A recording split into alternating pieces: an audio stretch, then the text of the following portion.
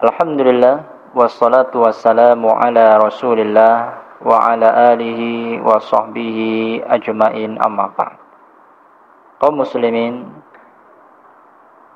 sahabat KHF Indonesia rahimakumullah. Alhamdulillah kita kembali berjumpa kali ini dengan sebuah pembahasan tentang hukum membaca Al-Quran di kamar mandi dan WC. Tentunya menurut pandangan para ulama Syafi'iyah. Di antara ulama Syafi'iyah yaitu Imam An-Nawawi.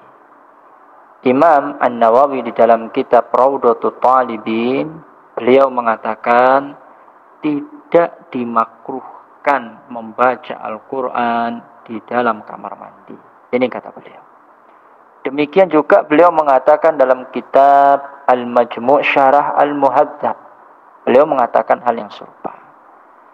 Dan tentu sebagaimana yang beliau sampaikan, memang benar ya, tidak ada dalil yang menunjukkan kepada kemakruhannya. Tidak ada. Namun, sangat dan teramat penting bagi kita semua untuk mengetahui bahwa hammam yang disebut oleh Imam An-Nawawi yang biasa kita terjemahkan dengan tempat pemandian ataupun kamar mandi tentu berbeda antara zaman dulu dengan yang sekarang. Bahkan kebanyakan yang ada sekarang adalah kamar mandi yang sudah menyatu dengan WC. Ini yang kebanyakan sekarang. Tentu saja yang dimaksud oleh tidak makruh oleh beliau Imam An-Nawawi adalah ketika tempat tersebut terbebas dari kotoran dan najis. Maka tidak makruh hukumnya. Sehingga jika memang ada kamar mandi yang tidak menyatu dengan WC, tetapi jika di sana terdapat kotoran dan najis, tetap saja tidak diperkenankan membaca Al-Quran di sana. Tiada lain dalam rangka apa? Ya tentu dalam rangka memuliakan Al-Quran itu sendiri. Sehingga meskipun kamar mandi tersebut tidak menyatu dengan WC, jika di sana ada kotoran dan najis, maka tetap tidak diperkenankan. Tidak boleh membaca Al-Quran di sana. Hal ini karena sebuah kemuliaan dalam Al-Quran itu sendiri. Kaum muslimin rahimakumullah. Di dalam At-Tibyan fi Adabi Hamalatil Quran, Imam An-Nawawi pun mengatakan bahwa yang disunnahkan adalah hendaknya seseorang ini membaca Al-Quran di tempat-tempat yang bersih. Sehingga banyak para ulama yang menganjurkan untuk membacanya di dalam masjid atau musola. Karena memang masjid atau musola ini tidak terkandung di dalamnya kenajisan. Justru masjid dan musola ini memenuhi semua unsur kebersihan. Juga termasuk tempat yang mulia, itu masjid dan musola.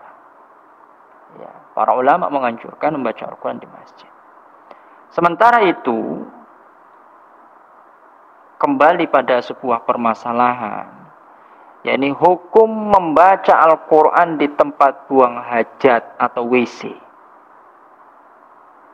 Maka, sebagaimana kita ketahui bahwa tempat buang hajat atau WC hari ini mengandung kenajisan. Banyak najis, banyak kotoran di sana. Sehingga hukumnya makruh. Hal ini sebagaimana dapat kita temukan di dalam penjelasan Imam An-Nawawi itu sendiri. Dalam Al-Minhaj, Syarah Sahih Muslim Ibnu Al-Hajjaj. Ketika beliau menjelaskan tentang sebuah riwayat dari sahabat Abdullah bin Umar. Sebagaimana disampaikan oleh Imam Muslim rahimahullah dalam sahihnya. Bahwa Nabi SAW tidak menjawab salam. Tidak menjawab salam seseorang ketika beliau sedang berada di tempat buang hajatnya. Jika menjawab salam yang wajib saja ini tidak diperkenankan karena di dalamnya terkandung zikir, maka tentu dalam hal ini termasuk juga di dalamnya membaca Al-Quran. Karena ya, ini merupakan zikir yang paling utama. Membaca Al-Quran itu zikir yang paling utama. Ya, maka terlebih-lebih tentu tidak boleh. Namun perlu juga kita ketahui bahwa makruh yang dimaksud oleh Imam An-Nawawi dalam hal ini tergolong makruh yang tanzih. Ya, tergolong makruh tanzih. Yaitu perkara yang dituntut untuk ditinggalkan. Tetapi dengan perintah yang tidak atau kurang tegas. Dalam arti seseorang memang tidak berdosa jika melakukannya.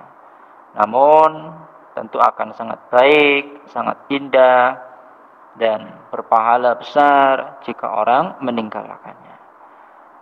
Maka hendaknya seseorang dalam membaca Al-Quran, carilah tempat-tempat yang mulia, tempat-tempat yang bersih, yang tidak terkandung unsur-unsur kenajisan dan terdapat kotoran.